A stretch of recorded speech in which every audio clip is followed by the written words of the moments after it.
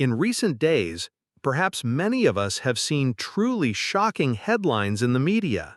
Headlines like, "Intermittent fasting doubles the risk of death from heart disease," or "New warning about the dangers of a popular diet method." Specifically, a preliminary study presented at the American Heart Association (AHA) conference is causing a stir among those interested in health and especially those who are practicing intermittent fasting. So, the big question is, has intermittent fasting, a method trusted by many, suddenly become a top heart risk factor? Is it really linked to a doubled risk of death from cardiovascular problems, even heart attack? In today's video, we will dissect this information together thoroughly. Let's find out. All right, let's get straight to the numbers and specific details of this study. This study was presented as an abstract and a poster at the American Heart Association's Epidemiology and Prevention, Lifestyle, and Cardiometabolic Health Scientific Sessions, held in March 2024. So, what are the main findings? First, this study analyzed data from over 20,000 adults in the United States. They found that people who followed an 8-hour time-restricted eating schedule, a common form of intermittent fasting, had a 91% higher risk of death from cardiovascular disease compared to those who ate over a period of 12 to 16 hours per day. Second, this increased risk of cardiovascular death was also noted in participants who had a pre-existing history of heart disease or cancer. And finally, the study showed that restricting eating time to less than 8 hours per day was not associated with living longer. These are truly remarkable numbers, and it's understandable why they are causing much concern. However, there are some extremely important points that we need to understand right from the start, and this comes directly from the American Heart Association itself. First, and perhaps most importantly, these are preliminary findings. The AHA itself noted in all their press releases at their scientific conference that research abstracts are considered preliminary until published in a peer-reviewed scientific journal. This means the study has not undergone rigorous review by other independent experts in the field. The more detailed information we currently have is primarily based on the poster presented at the conference. Second, the nature of this study is an observational study.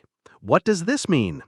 An observational study can only indicate an association or a correlation between two factors. In this case, eating within an 8-hour window and the risk of death from cardiovascular disease. It cannot prove that one factor causes the other, causation. Simply put, just because two things happen at the same time or seem related does not mean that one is the direct cause of the other. We cannot rush to conclude from this study that 8-hour intermittent fasting directly causes death from cardiovascular disease. So, now that we understand this is a preliminary observational study, the next step is to dig deeper into its specific limitations and ask important questions that this abstract may not have adequately answered.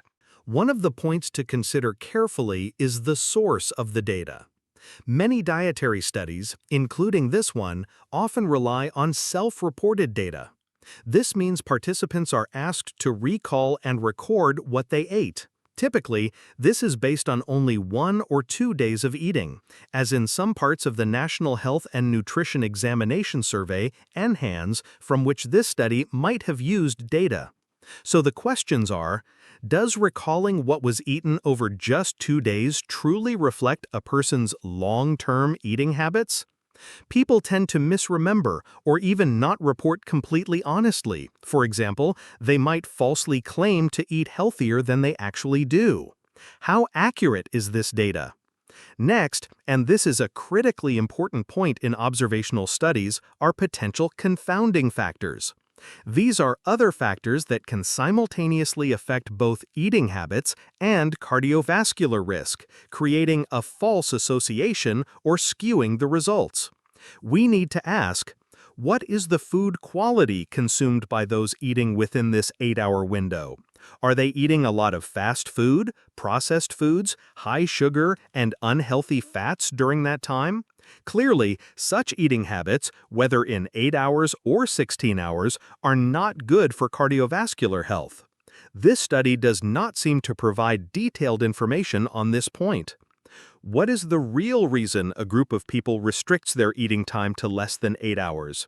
Is it because they already have health problems like obesity, type 2 diabetes, factors that already increase the risk of cardiovascular disease, and they are trying to use intermittent fasting to improve their situation? If so, the higher cardiovascular risk might have pre-existed, not been caused by fasting. What about other lifestyle factors? Physical activity levels, sleep quality, stress levels, socioeconomic status, or even the nature of work. Example, night shift workers, long-haul drivers often have irregular eating hours and may be associated with higher health risks. Were these factors adequately controlled for in the analysis?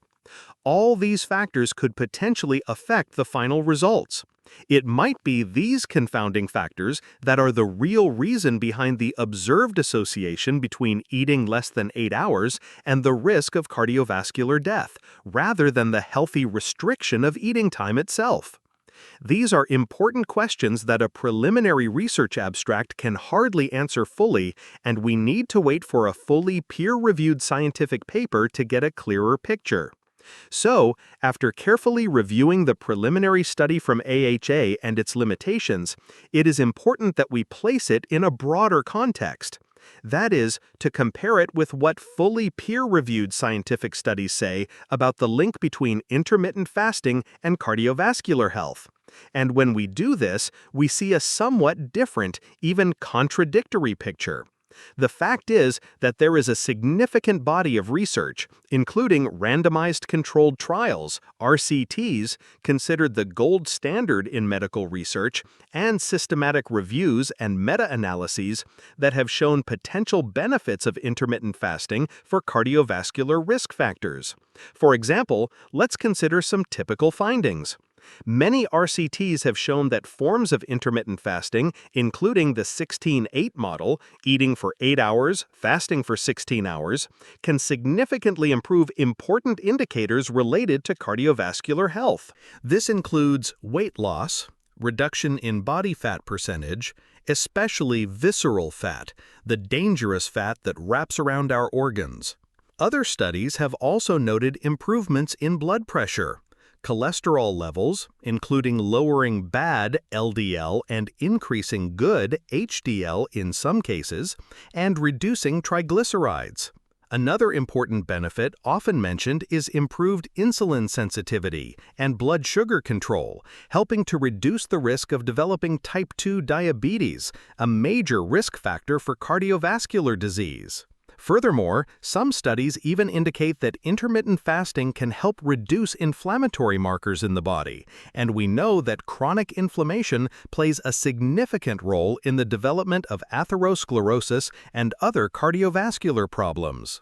It is worth noting that many of these studies not only record benefits, but also emphasize the safety of intermittent fasting when done correctly in appropriate individuals. So, when we place the preliminary findings and many questions from the AHA study alongside the body of evidence from these peer-reviewed studies, we see that the story of intermittent fasting and the risk of heart attack or cardiovascular problems is much more complex than a shocking headline suggests. Clearly, more high-quality, long-term research is needed to fully understand the impact of different types of intermittent fasting on diverse populations. But for now, hastily concluding that IF is a top heart risk factor based on a preliminary observational study is perhaps not entirely warranted. So, after analyzing all this information, the most important question many of us are asking is, What should I do now, especially if you are currently practicing or considering intermittent fasting? First, and most importantly, do not panic based on a single preliminary study, even if it comes from a reputable organization like the AHA. As we have discussed, there are many factors to consider carefully. However, this also reminds us that it is necessary to stay updated with scientific information selectively. Second, and I cannot stress this enough, regardless of which eating window you choose, the quality of food you put into your body is the key factor. Eating whole, nutrient-rich foods, limiting processed foods, sugar, and unhealthy fats, that is the foundation of a healthy heart, whether you follow intermittent fasting or not. Unhealthy eating in 8 hours will certainly not be better than unhealthy eating in 16 hours. Third, remember that nutrition and health are highly personalized. Intermittent fasting is not a one-size-fits-all solution. What works and is safe for one person may not be suitable for another, depending on their constitution, health status, lifestyle, and personal goals. And this leads us to a golden piece of advice, emphasized by the American Heart Association itself, and I completely agree. That is, patients should always consult their doctor before making any changes to their health regimen. This is especially important if you have any underlying medical conditions, such as heart disease, diabetes, cancer, or if you are pregnant, breastfeeding, or taking medications. Your doctor is the one who best understands your condition and can provide appropriate advice. Fourth, learn to listen to your body. If you try an eating method and it doesn't feel right, you experience prolonged fatigue, or any adverse symptoms, don't force yourself. Adjust or find another method that suits you better. And finally, always look at the big picture of overall health. Intermittent fasting, if applied correctly and appropriately, can be a useful tool, but it is not a silver bullet. A healthy heart and a long life come from a combination of many factors: a balanced and quality diet, regular physical activity, sufficient sleep, effective stress management, and maintaining positive social relationships. Don't just focus on one single factor and neglect other important aspects. In summary, the preliminary study presented at the American Heart Association conference on the association between time-restricted eating of less than 8 hours and the risk of cardiovascular death has raised important questions and will undoubtedly spur further in-depth research in this area. However, as we have analyzed together, with limitations regarding its preliminary nature, observational study methodology, and potential confounding factors not yet fully clarified, rushing to conclude that intermittent fasting is a major top heart risk factor causing cardiovascular death, especially when compared to the body of other peer-reviewed scientific evidence, is perhaps not truly convincing at this time.